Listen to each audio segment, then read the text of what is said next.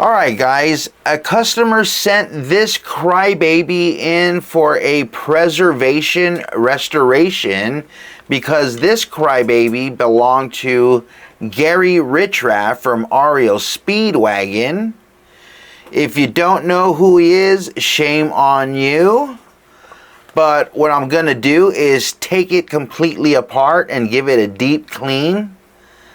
And I'm going to be adding the parts that's missing, like the rubber feet up here in the front, the rubber foot back here. It's also missing the rubber tread on here on the throttle. So I'm going to be putting a relic tread that I have that'll fit nicely there. I also have an error correct badge that we can add to the front of this. We're going to be upgrading the input-output jack with some high-quality Noontrek jacks there. We have a double pin, double throw foot switch from Dunlop. We're going to make this pedal true bypass as well. The only thing that I'm going to be changing is the electrolytic capacitor. You should be changing out these capacitors every 25-30 years, so no doubt this one has to be changed out. So I'm going to be changing out with the same exact value. I wish I could just change these parts out real quick and be done with it, but there is a couple of issues with this pedal. One is, at one point, I think this circuitry was swapped to a different enclosure and they added a power jack. But if you look closely, the battery red, the positive, is this second terminal here, and they added a extra power wire, which is fine, but they put it on the center pin, and our power supplies are center pin negative, so this is actually wired incorrectly. So I'm gonna redo all the wiring here so it's 100% correct. The second thing I found was, it appears that the circuit board has been broken, probably from a lot of road use, but you can see on this side, you can see the brakes. There's even chunks missing here. And I'm assuming the traces were broken because somebody added these big traces to repair the board, and it probably works. But just for reliability, what I'm going to do is I'm going to take all these components off and I'm going to transfer it to an error correct board, another board that I have here, and it's in perfect condition. So I'm going to take these components off, put them in here, so it still has the same sound, the same vibe that Gary had. After we have the components transferred, we'll take apart the housing, clean it up, put it all together, and we should be done at that point.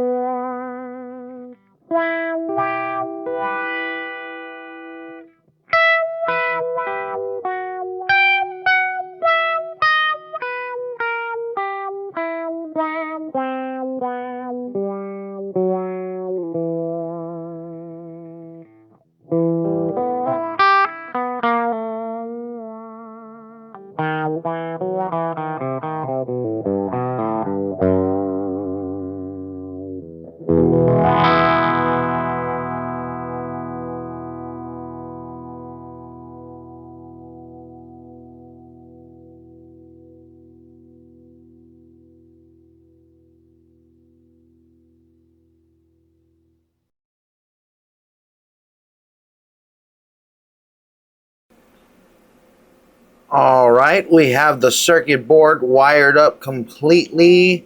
I did away with the plug ribbon band, and I have all the wires soldered directly to the board. That'll make it stable and reliable. Everything has been soldered nice and neat. Next, we'll take apart the enclosure and clean that up.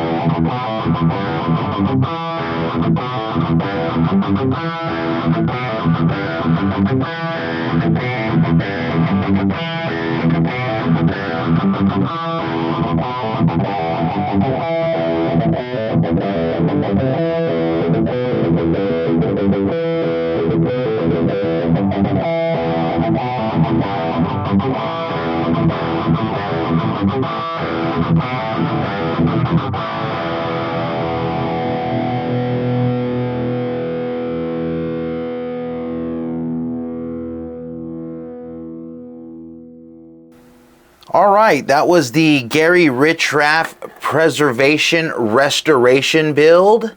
Everything went really smooth. All of Gary's components are on a stable board. There are no push connectors in here. All the wires are soldered directly. I added the missing rubber feet in the front here. The missing rubber foot in the back.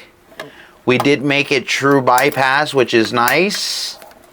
The bottom plate was pretty wonky, and I got that pretty flat. All that's left is to put the badge on and the rubber tread. I do have a period correct logo here. So that goes on there. And when it comes to the rubber tread, I do have another period piece here. And this is from the 70s, but if you can see, this tread is in really good condition. I've seen old Crybabies with a beat up tread. I've seen new Crybabies with the beat up tread. But we have an old one here with a nice new tread on it. So I wouldn't mind putting a new tread on the Gary wall here. And it probably will look just fine. What I did is I got another tread and I did some relicing to it. You can see there's little bits and pieces missing here on the edges. Some really worn out spots. And all the grooves have been knocked down flat like it's been worn out for years. So you can see the difference there. I think the important part is not to overdo it and make it look natural. So I'm just going to install my new relic board. And that should be the icing on the cake.